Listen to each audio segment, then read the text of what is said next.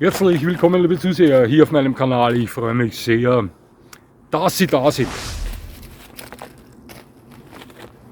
Sie sind weiß, wunderschön, majestätisch, strahlen eine ganz besondere Aura aus.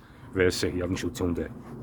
Das sind schon tolle Hunde und die sehen wir uns heute mal etwas näher an. Also, bis gleich.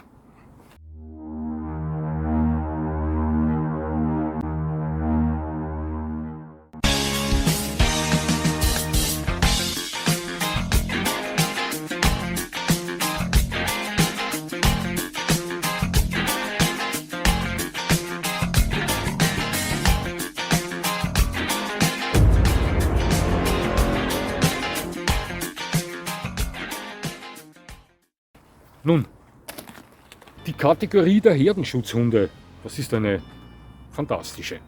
Ja, diese Hunde sind nicht unbedingt für jedermann, da sind wir uns, glaube ich, alle einig. Als Besitzer sollte man schon gewisse Rahmenbedingungen bieten können, damit man mit einem Herdenschutzhund locker und leicht durchs Leben schweben kann. Und dennoch sind das fantastische Hunde für die richtigen Leute. Herdenschutzhunde gibt es ja in allen Farbvariationen, doch sie kommen sehr häufig in Reinweiß vor.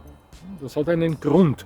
Einige Gründe dafür sind, dass man sagt, ein weißer Herdenschutzhund wäre für den Beutegreifer weniger gut zu lokalisieren, visuell zu lokalisieren.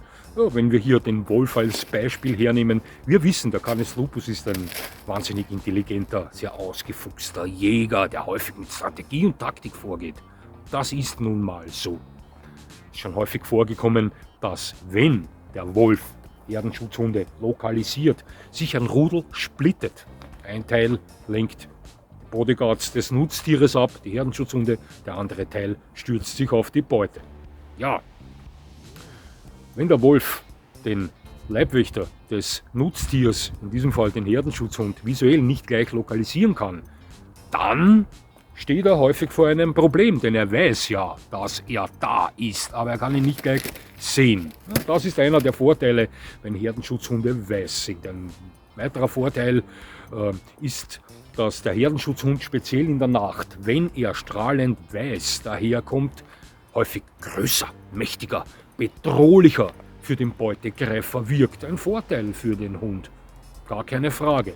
Und natürlich kommt auch noch dazu, dass der weiße Herdenschutzhund für den Hirten besser vom Beutegreifer, der selten weiß ist, Eisbären greifen selten eine Schaf- oder Ziegenherde an, unterscheiden kann. Das ist ganz wichtig, wenn der Hirte hier in die Schlacht eintritt, selbst eintritt und eventuell Schusswaffengebrauch machen möchte. Also hier ist es sehr wichtig, dass er dann nicht auf den Hund schießt. Ja, das wären 3 Gründe, weshalb Herdenschutzhunde häufig weiß anzutreffen sind. In der Welt der Herdenschutzhunde spricht man von den 6 großen Weißen. Das wären der Kuwas, der polnische Tatrahund, der Maremano Abruzzese, der Pyrenäenberghund, der Slowenski Čuvač, mir fehlt einer, der Akbaş, der türkische Akbaş, genau. Das sind die 6 großen Weißen in der Kategorie der Herdenschutzhunde. Ich möchte die durch einige Hunde ergänzen, und zwar durch den Komondor, der ebenfalls immer weiß ist, aber nicht rein weiß, kein strahlendes Weiß vorweist, sondern eher ein schmutzigeres, doch dazu etwas später. Dem zentralasiatischen Ovtcharka, der häufig in Reinweiß vorkommt, den südrussischen Ovtcharka, der immer weiß ist, ja, bis auf kleine Ausnahmen. Dem rumänischen Mioritic, der auch in Reinweiß vorkommt, und last but not least mit dem Pyrenäenmastiff. Den schwindle ich mit etwas Augenzwinkern in diese Riege hinein, da er eigentlich nie reinweiß ist, sondern immer von hellen, meistens hellen Platten begleitet wird. Aber er geht mit etwas Augenzwinkern als weißer Herdenschutzhund durch. So viele reinweiße Herdenschutzhunderassen sind es eigentlich nicht. Doch die meisten Herdenschutzhunde zeigen großen Weißanteil. Ja, und bevor wir hier in jede Rasse einzeln etwas mehr, etwas weniger eingehen, sehen wir uns diese 11 mal etwas genauer an Bildern. Los geht's.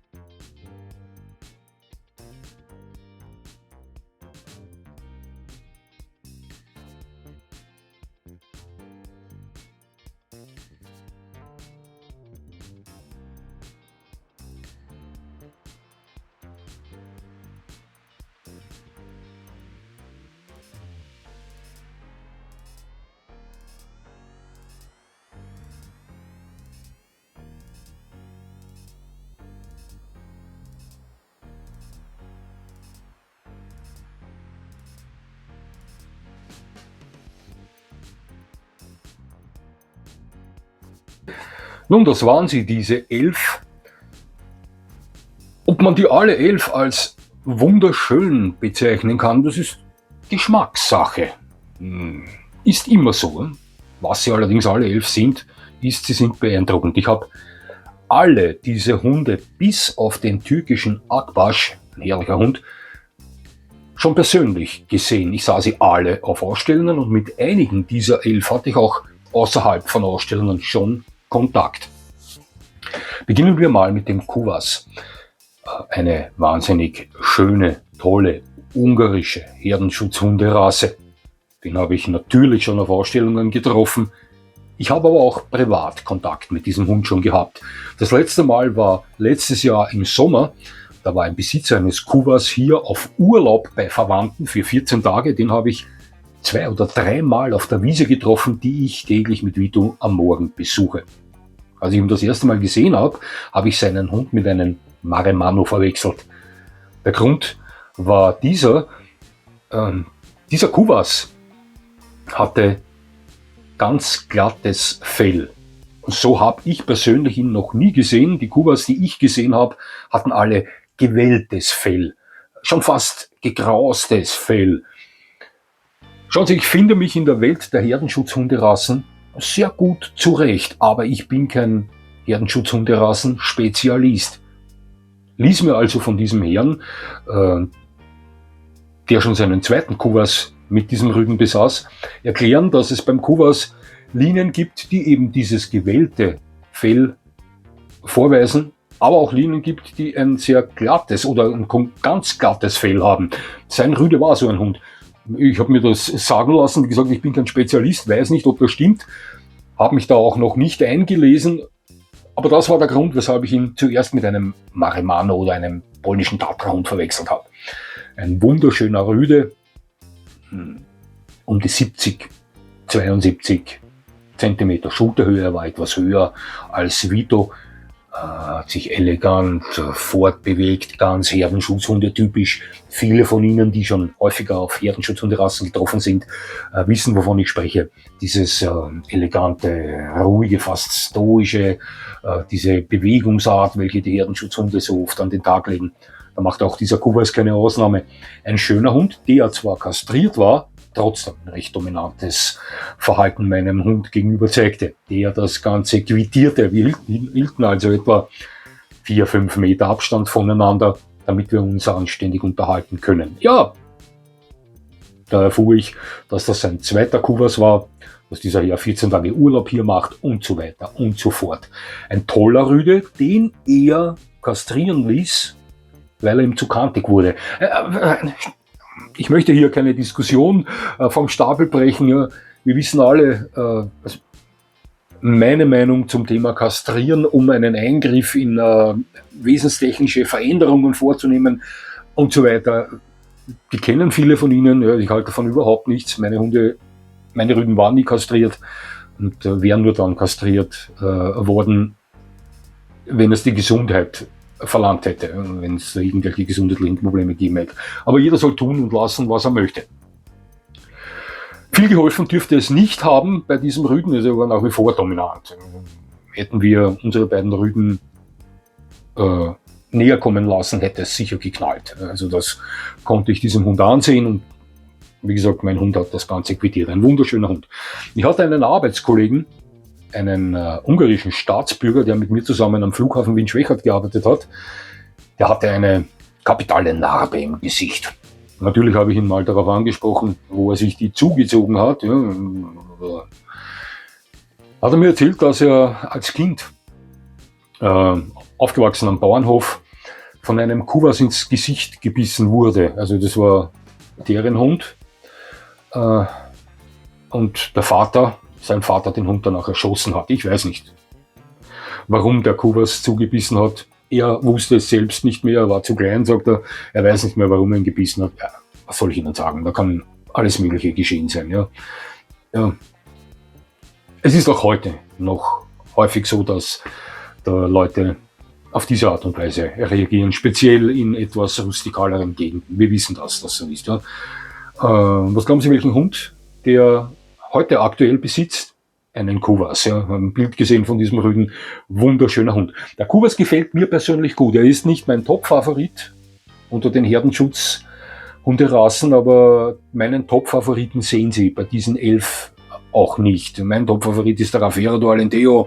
Ich habe schon erzählt mal, warum das so ist. Aber es sind viele Hunde bei diesen 11 dabei, die mir wahnsinnig gut gefallen. Und da macht auch der Kuhwas keine Ausnahme. Das sind wunderschöne, typische Herdenschutzhunde. Groß, stark, gut gehalten, exzellente Hunde, wenn alles passt. Ja, Kuhwas, toller Hund. Der nächste ist der Commodore.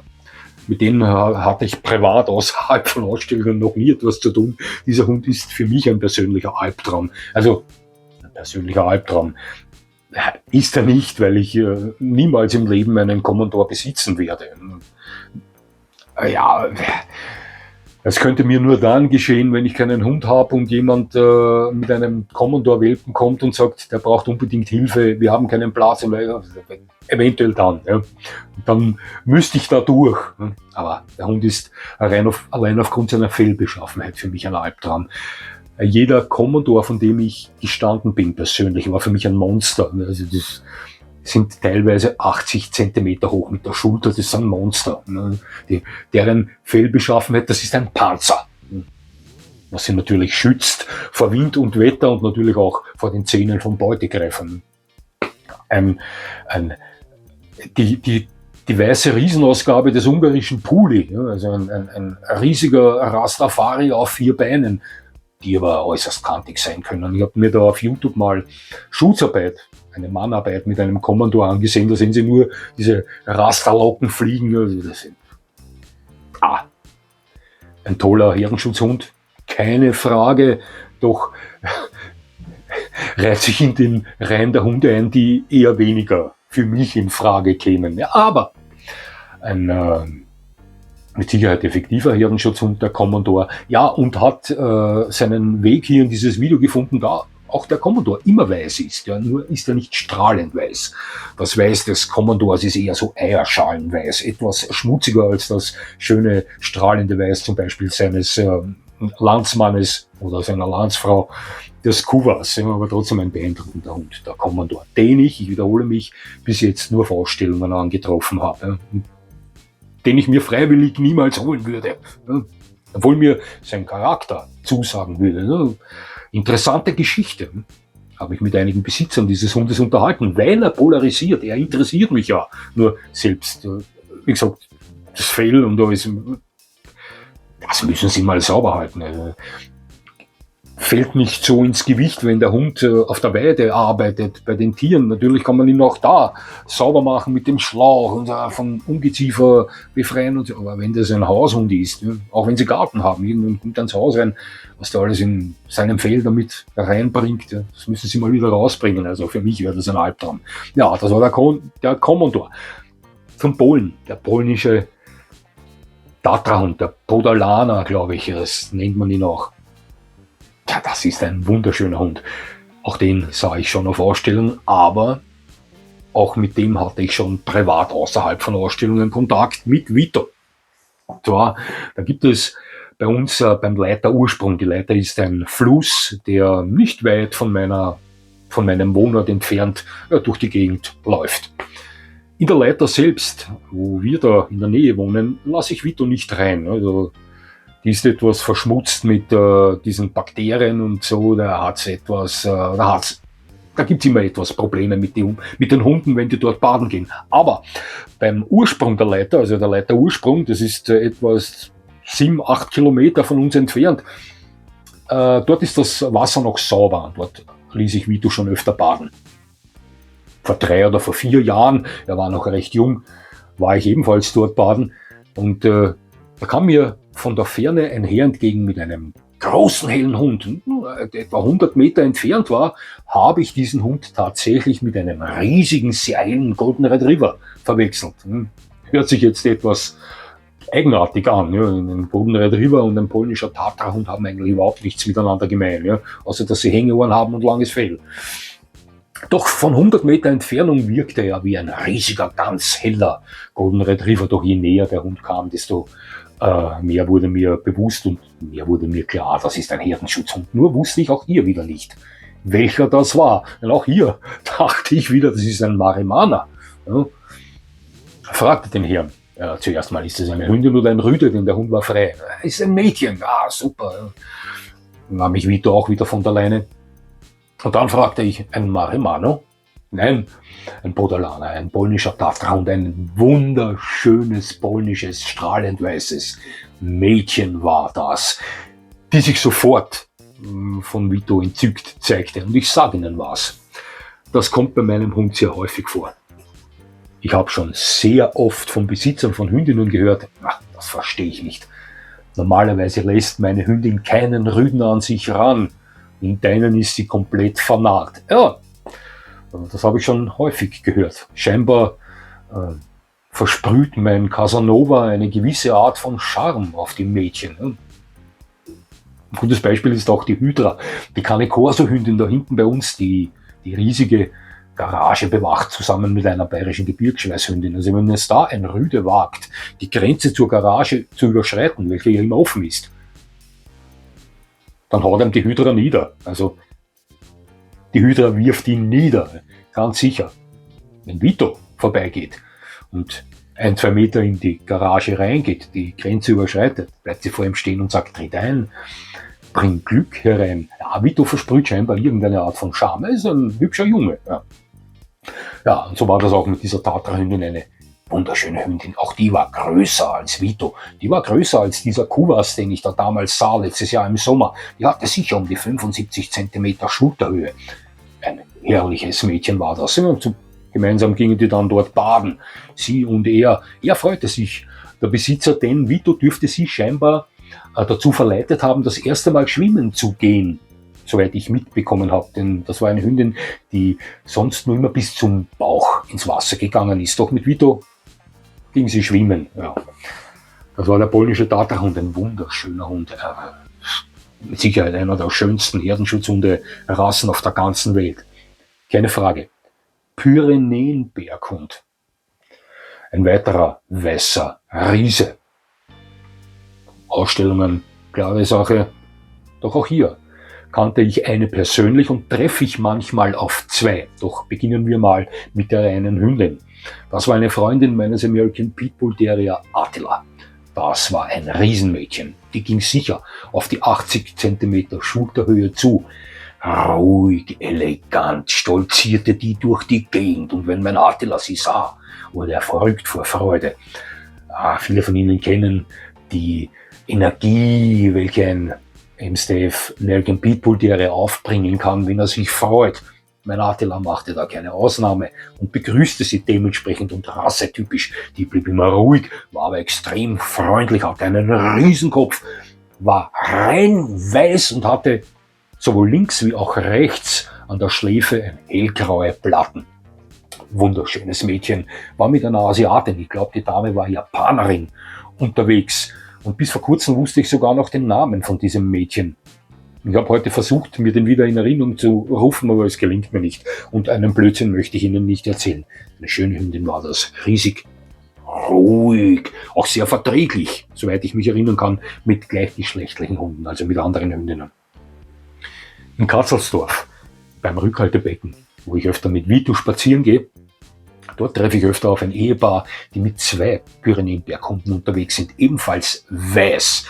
Einer ausgestattet mit einer grauen Platte am Kopf, der andere rein weiß. Soweit ich mich erinnern kann, eine Hündin und ein Rüde. 2 Riesen sind das. Ja, ich bin noch nicht näher mit Vito an die herangegangen. Wir sind da mal 10, 15 Meter voneinander entfernt vorbeigegangen, haben uns gegrüßt. Ich habe drüber gelacht und gesagt, 2 wunderschöne Herdenschutzhunde. Vielen Dank, hörte ich dann. Ja, schön anzusehen. Ebenfalls ein Hund, der eine sehr majestätische Ausstrahlung zeigt. Glattes, langes, üppiges Fell mit einer Löwenmähne. Wunderschöne Hunde, Pyrenäenberghunde. Und man sagt diesen Hunden nach, sie wären die Ersthunde unter den Herdenschutzhunden. Doch ich habe da schon vor ewigen Zeiten, vor 1,5, 2 Jahren auf meinem Kanal gesagt, dass ich mich hüten werde, diesen Begriff Ersthunde oder Ersthund oder Ersthundetauglichkeit etc. nochmal zu nutzen, da es eigentlich ein Blödsinn ist. Den Ersthund gibt's nicht, aber beim Pyrenäenberghund spricht man von einer eher einfacheren Herdenschutzhunderasse im Vergleich zu anderen. Also mit Sicherheit ist der Pyrenäenberghund im Normalfall weniger kantig, als es viele russische Herdenschutzhunde sind. Ein Kaukase oder ein Alabei oder ein südrussischer Ovtschka zeigen normalerweise etwas mehr Pfeffer, als es ein Pyrenäenberghund tut. Deswegen eventuell die Meinung, der Pyrenäenberghund wäre der Herdenschutzhund, der sich als Ersthund am ehesten eignet. Ja. Aber wie gesagt, von diesem Begriff Ersthund, obwohl ich ihn selbst häufig früher verwendet habe in meinen Videos, halte ich eigentlich nichts und möchte ich auch in Zukunft Abstand halten. Unterm Strich der Pyrenäenberghund ein fantastischer Herdenschutzhund und einer der schönsten Herdenschutzhunde der Welt. Ganz sicher, wo sind wir? Da sind wir, ja, der zentralasiatische Ovtschka, der Alabei. Keiner der 6 großen Weißen, aber den Alabei gibt es in Reinweiß. Und das nicht zu selten, möchte ich mal sagen. Auf Ausstellungen waren das so ziemlich die ersten Herdenschutzhunde, die ich gesucht habe, wenn ich die Halle oder den Ring der Herdenschutzhunde aufgesucht habe. Da der Alabei für mich einer der tollsten Herdenschutzhunderassen auf der Welt ist. Wäre ich der typische Herdenschutzhunde-Rassenbesitzer, hätte ich alle Voraussetzungen dafür zu bieten. Verzeihung. Dann wäre der Alabei, der zentralasiatische Ovtschka, mit Sicherheit eine der ersten Optionen, um die ich mich umsehen würde. Ich weiß noch, da waren wir auf einer Ausstellung, ein Bekannter von mir sah das erste Mal in seinem Leben einen Alabei und den in Reinweiß. Ich kann mich noch genau erinnern, als er zu mir sagte, Alter, der schaut aus wie ein Eisbär. Also Alter, der hat einen Look wie ein Eisbär und er hat recht. Das sind wahnsinnig schöne Hunde, speziell in Reinweiß wirken sie extrem beeindruckend. Mit Alabais hatte ich 2-mal persönliche Erlebnisse. Von einem habe ich Ihnen schon erzählt, dem Herkules, der bewachte mit einer deutschen Dogge, der Hera, genau so hieß sie, eine gestromte deutsche Dogge war das, ein Pferdegestüt. Wobei die Hera, die deutsche Doggenhündin, die optisch nicht so wirklich schön war, ja, aber die effektivere Wächterin war. Also die Wächterin, die ihnen mit mehr Nachdruck zu verstehen gab, wenn du darüber kletterst, war's das mit dir. Herkules war ebenfalls ein exzellenter Wächter, aber der hielt sich etwas mehr im Hintergrund. Der ließ immer sie machen. Die Hera. Aber das war ein beeindruckender Rüde. Der war war groß, der war stark. Viel Weißanteil und war mit hellbeigen, fast gelben Flecken bedeckt. Dieser Rüde war nicht kopiert. Hatte Schlappohr und lange Rute, denn wir wissen, speziell arbeitende zentralasiatische Ovtcharka haben oft die Rute auf 2/3 kopiert und die Ohren absolut kopiert, also nicht wie Dobermänner oder etc., sondern sind komplett weg. Ist bei manchen Herdenschutzhunden, die an der Herde arbeiten, auch heute noch der Fall, bieten somit weniger Angriffsfläche für einen Beutegreifer wie den Wolf, ja, die Ohren, wenn die weg sind. Das ist der Grund, weshalb sie so kopiert werden.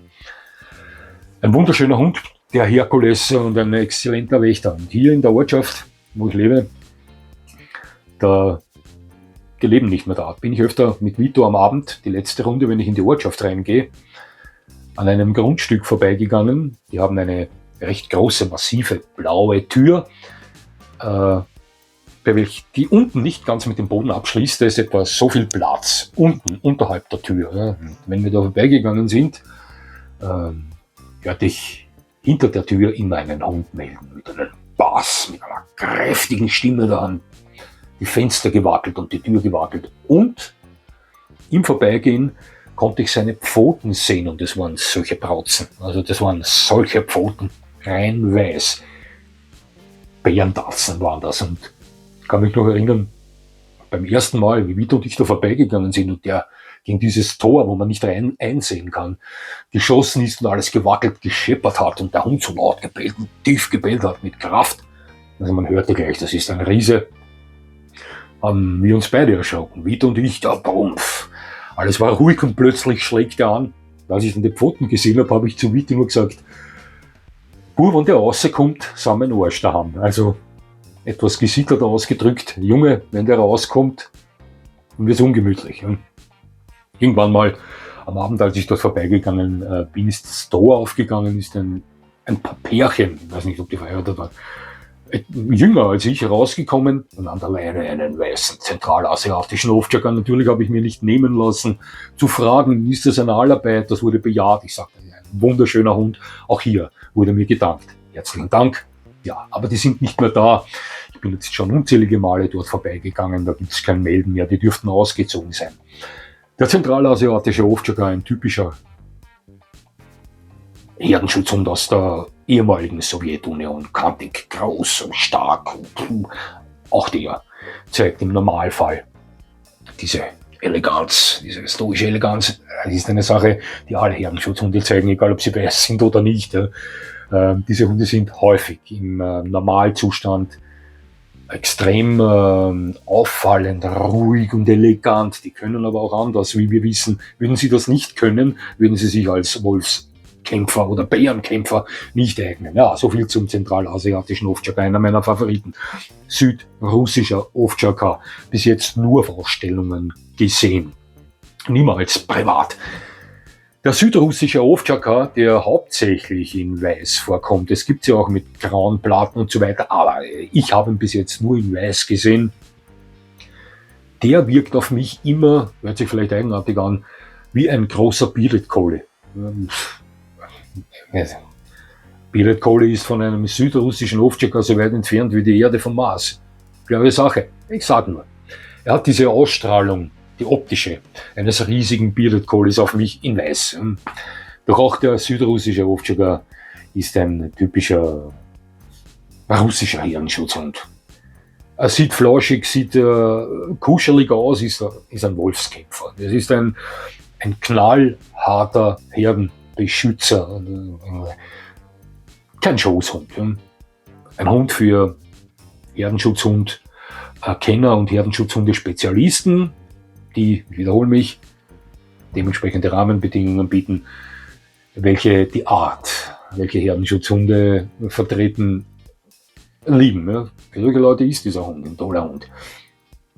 Für mich nicht unbedingt der schönste Herdenschutzhund, weil ich eher nicht auf diese Art des Fells reflektiere. Ist nicht ganz so wild wie beim Commodore, überhaupt nicht, aber ich stehe eher auf Hunde, die was aus den Augen sehen. Ja. Also dieses Wut, das ist eher nicht meins, aber das ist eine Geschmackssache. Aber schmälert nicht den Fakt, dass das ein wahnsinnig toller Hund ist.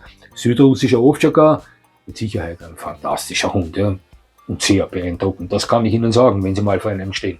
Der nächste ist der rumänische Mioritik, der nicht ganz so wuchtig, ganz so groß, so, weiß ich nicht, so derartig daherkommt, wie es viele andere Herdenschutzhunderassen tun. Das ist kein kleiner Hund. Der Mioritik ist auch ein großer Hund, aber ihm fehlt etwas dieses, wie soll ich sagen, das Auftreten eines Pyrenäenberghunds oder eines Tatrahunds. Trotzdem ist der Mioritik allein schon aufgrund des Faktes, dass das ein Herdenschutzhund ist, der aus einer Gegend stammt, wo es von Öffnen so wimmelt. Ja, für mich eine beeindruckende Hunderasse. Und den Mioritik gibt es auch in Reinweiß. Ich habe ihn allerdings noch nie in Reinweiß gesehen. Ich habe sie nur in farbig gesehen. Braun, grau, in dieser Richtung in Reinweiß habe ich noch keinen gesehen. Ich habe ihn aber hier mit reingenommen, weil ich weiß, dass es den rumänischen Mioritik auch in Reinweiß gibt.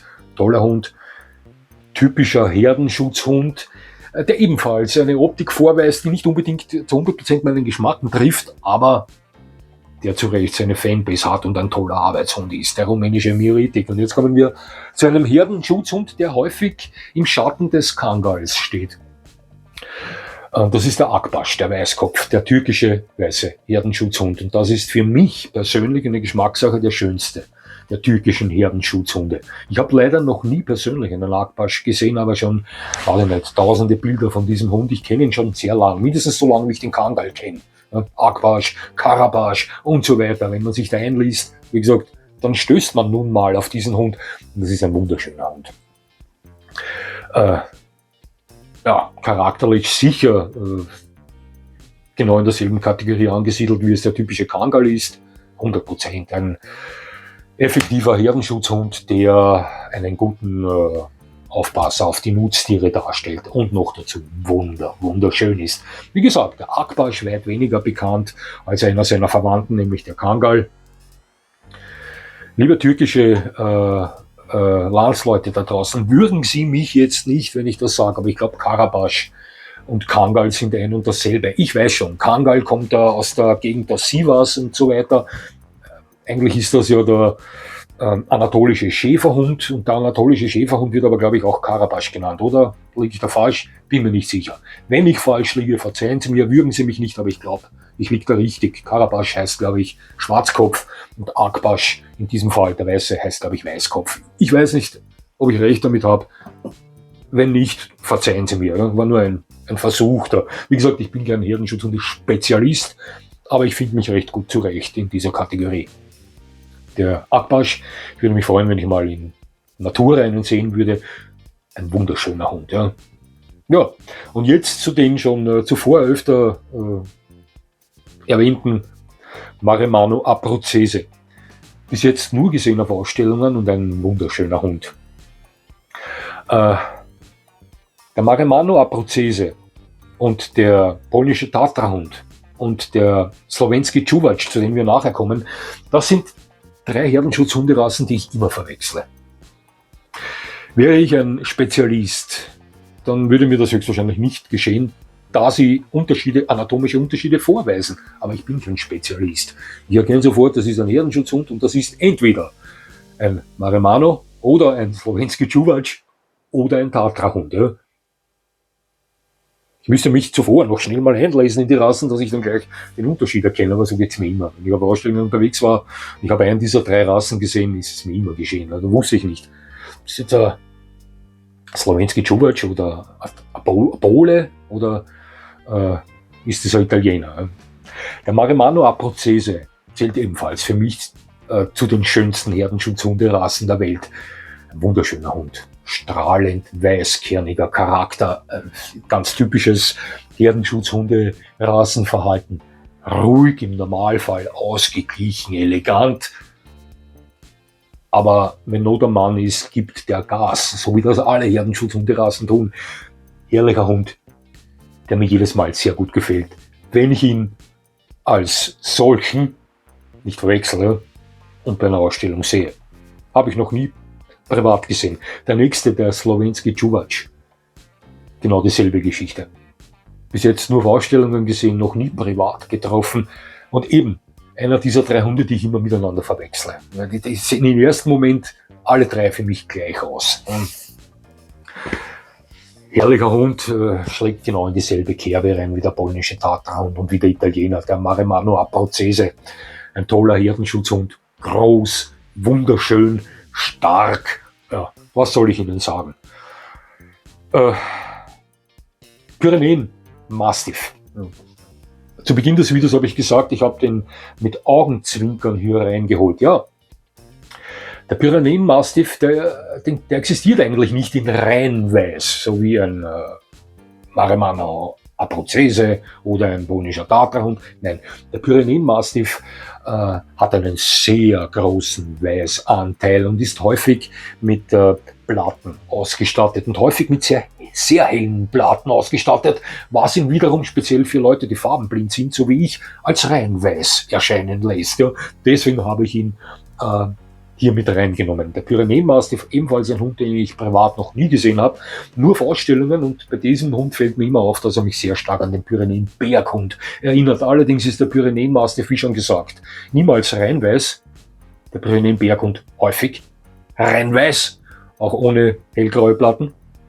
Und er ist etwas massiger als der Pyrenäen Berghund, ja, damit ich die Namen nicht verwechsel. Pyrenäen Mastiff ist etwas wuchtiger unterwegs, unterscheidet sich höchstwahrscheinlich auch noch in mehreren Dingen vom Pyrenäen Berghund, aber als nicht unbedingt Herdenschutzhunderassen Spezialisten, wie ich einer bin, zum wiederholten Male, wirkt er im ersten Moment dem Pyrenäen Berghund sehr ähnlich. Und ich würde sagen, er verdient es, hier in diese Riege der weißen Herdenschutzhunderassen hineingeschoben zu werden. Wie gesagt, er ist nicht rein weiß, aber speziell dann, wenn er mit sehr hellen Platten ausgestattet ist, kann er schnell mal von der Ferne als reinweiß in Erscheinung treten. Deswegen habe ich ihn hier mit reingenommen. Ebenfalls ein beeindruckender, ganz typischer Herdenschutzhund. So, jetzt sind wir mit diesen 11 durch. Wir hatten jetzt den ungarischen Kuwas, ein wunderschöner Hund. Ich blende den nochmal ein. Seinen Landsmann oder seine Landsfrau, den Commodore, der, ja, wie gesagt, mit seiner Fehlbeschaffenheit für mich persönlich als Haushund ein Albtraum wäre, Geschmackssache. Ja. Dann haben wir den polnischen Taterhund, der für mich persönlich zu den schönsten Herdenschutzhunden der Welt zählt. Also die Hündin hat mich da verzückt, die mit Vito gespielt hat. Den Pyrenäen Berghund, der ebenfalls ein wunderschöner Hund ist. Auch die Hündin, die ich kannte mit Attila, war ein Wahnsinn. Und die 2, den Rüden und die Hündin, die ich da öfter in Karlsdorf treffe, die sind ebenfalls wunderschön. Dann hatten wir den Alabay. Das ist eigentlich einer meiner Top-Favoriten unter den Herdenschutzhunderassen. Den südrussischen Ovtschaka, der ebenfalls ein wahnsinnig toller Hund ist, aber nicht so ganz geschmacklich, nicht so ganz in meine Kerbe schlägt. Optisch. Für den Mioritik gilt genau das Gleiche, ein toller Hund, aber wie gesagt, ich wiederhole mich, diese Fehlbeschaffenheit zählt nicht zu meinen persönlichen Favoriten. Ne? Geschmackssache, aber trotzdem ein toller Hund. Der Akbasch, der ist da schon wieder eine andere Liga, der fährt für mich fast gleich auf mit dem Alabay, wobei der Akbasch ja mit dem Alabay nicht wirklich viel gemein hat. Der Akbasch ist weit schlanker, weit graziler gebaut. Der zentralasiatische Ovtschaka ist im Normalfall mit weit mehr Substanz ausgestattet. Dennoch, rein vom Gefallen her, ist der Türke für mich einer der schönsten Herdenschutzhunderassen auf der Welt. Dann haben wir den Maremano Abruzzese, den Italiener, der ebenfalls ein Top-Hund ist, der wunderschön, mit dem Hund irgendwo aufkreuzen, sind ihnen erstaunte Blicke garantiert. Dasselbe gilt für den Slowenski Čuvač, der ihm sehr ähnlich sieht. Slowenski Čuvač, Maremano Abruzzese und polnischer Taterhund, wie ich schon gesagt habe, die 3 sehen sich für mich extrem ähnlich. Pyrenäen Mastiff, ein Bär, ein weißer Bär, sehr massig, groß, wuchtig, nicht immer ganz rein weiß, aber wenn Sie ein Auge zudrücken, geht er da durch. Ja, dass diese Hunde begeistern und faszinieren können, ich glaube, das ist jedem klar. Also ein so großer, strahlend weißer Hund, der hat schon eine gewisse Aura. Wunderschön. Wunderschön beim Thema Commodore, Geschmackssache. Aber die meisten von denen für jeden wunderschön, oder? Ja, ich glaube schon, ja. Und nochmal. Nicht nur die weißen Herdenschutzhunderassen, die Herdenschutzhunderassen generell eignen sich nicht für jedermann, das wissen wir. Schauen Sie, diese Hunde bauen eine extrem intensive Beziehung zu ihren Besitzern auf. Also ich habe da schon oft davon gesprochen, dass man einem Herdenschutzhund, der nicht an der Herde arbeitet, sondern als Haushund gehalten wird, die größte Freude macht, wenn man ihm ein Grundstück bewachen lässt. Jo, doch, ich dürfte da mal falsch verstanden worden sein. Das soll nicht heißen, dass man den Hund den ganzen Tag nicht beachtet. Das ist ein Fehler. Das meine ich damit überhaupt nicht. Auch der Herdenschutzhund, besonders der Herdenschutzhund, braucht menschliche Gesellschaft. Herdenschutzhunde, die oft tagelang alleine an der Herde arbeiten, sind ja nicht alleine in dem Sinn. Die sind mit anderen Hunden zusammen und mit dem Nutztier zusammen. Das ist eine andere Geschichte. Hat nichts mit einem Herdenschutz zu tun, der den ganzen Tag alleine auf sich gestellt in einem Garten verweilt. Na. So dürfen Sie das nicht verstehen. Ein Herdenschutzhund liebt es, Umgebungen zu bewachen, auf Dinge aufzupassen. Dennoch braucht er ihre Gesellschaft. Ein Herdenschutzhund baut intensive Bindung zu seinen Menschen auf, weshalb sie oft auch sehr gut folgen. Was wiederum aber nicht bedeutet, dass sich dieser Hund fürs Beibringen von Kommandos sehr gut eignet. Hier beim Herdenschutzhund müssen Sie meiner Meinung nach viel mit Emotionen aufbauen. Wenn der Hund Sie liebt, ein Herdenschutzhund, der liebt sie anständig, dann macht er viele Dinge rein aus Liebe, weil er ihnen gefallen möchte. Eine völlig andere Geschichte mit vielen Gebrauchshunderassen. Natürlich bauen auch diese Hunde eine innigste Beziehung mit ihnen auf, aber da ist eine andere Liga. Schauen Sie, Malinois, deutscher Schäferhund, Riesenschnauzer, Rottweiler und wie sie alle heißen. Sehen Sie sich mal an, wie gute Hunde am Platz arbeiten. Also die fallen runter, batsch, bumm, gehen voran, pfum. Schießen ab wie die Pfeile, abrufen, ablegen, Schutzarbeit, Fährtenarbeit, bum, bum, da geht alles zack, zack, zack. Die Route beim Hund geht so, das macht ihm Spaß.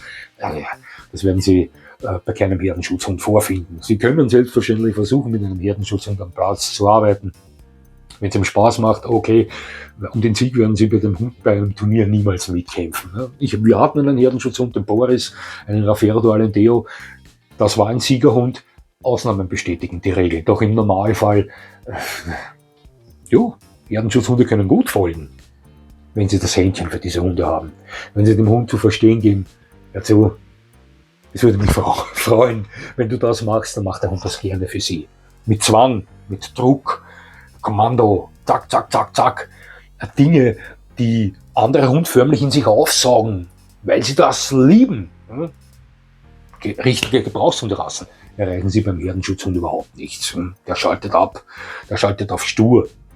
Auch sind das Hunde, die sich eher weniger für Spiel und Spaß eignen. Seien wir uns ehrlich, wenn Sie es auf Hunde abgesehen haben, die den Ballen nachjagen oder die mit ihnen am Strick ziehen oder die fröhlich herumhüpfend mit ihnen in die Hundefreilaufzone eintreten und so weiter. Sollten Sie sich um einen anderen Hund umsuchen. Also Herdenschutzhunde reflektieren eher weniger auf solche Dinge. Ich sage nicht, dass es das nicht gibt. Es wird Herdenschutzhunde da draußen geben. Vielleicht gibt es irgendwo einen Kaukasen oder einen Alabay, der es liebt, mit den anderen lustigen Hunden lustig herumzuhüpfen in der Hundefreilaufzone als nicht kastrierter erwachsener Rüde. Möglich. Doch normalerweise ist das eher eine Abteilung für Golden Retriever, Labrador, Eilsetter und Co. Sie wissen, was ich meine, ohne diese Hunde spielen zu wollen. Das ist halt deren Welt. Herdenschutzhunderassen funktionieren schon etwas anders, sind fantastische Hunde, eignen sich als Haushunde, ganz klar, muss nicht immer ein Arbeitshund sein, aber da müssen sie schon gewisse Rahmenbedingungen bieten. Sie sollten, und da fährt für mich die Eisenbahn drüber, über einen Garten, über ein Grundstück besitzen, nur in der Wohnung auf den nächsten Spaziergang warten, der Herdenschutzhund wird ihnen charakterlich verkümmern, da bin ich mir sicher. So viel zum Thema 9% Genetik und so weiter und so fort. Na, der Hund geht auf, wenn er ein Grundstück hat, auf das er aufpassen kann. Nochmal, ich wiederhole mich, verurteilen Sie einen Herdenschutzhund nicht zum ständigen Alleinesein am Grundstück, am Grundstück, welches eine hohe Umzäunung vorweist. Ja. Tun Sie das nicht. Der Hund liebt die Gesellschaft des Menschen, braucht die Gesellschaft des Menschen. Herdenschutzhunde, die Stunden oder Tage lang alleine arbeiten, sind ja in Gesellschaft. Von Nutztier, von anderen Hunden und so weiter, werden nicht völlig allein gelassen.